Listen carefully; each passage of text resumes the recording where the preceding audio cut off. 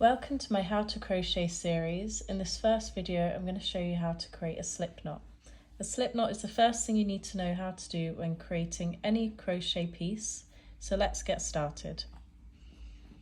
So I've got my yarn here. You're going to grab the tail end.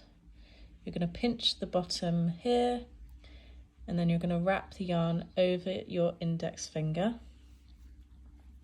You're then going to cross it over the working yarn. Grab the tail end and get the working yarn in your other hand. You're then going to wrap the working yarn over your finger in front of that first loop that we made.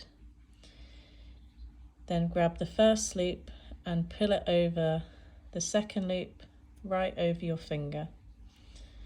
And this is your slip knot. You can then pop your hook in the knot, pull it tight, and then you can start crocheting.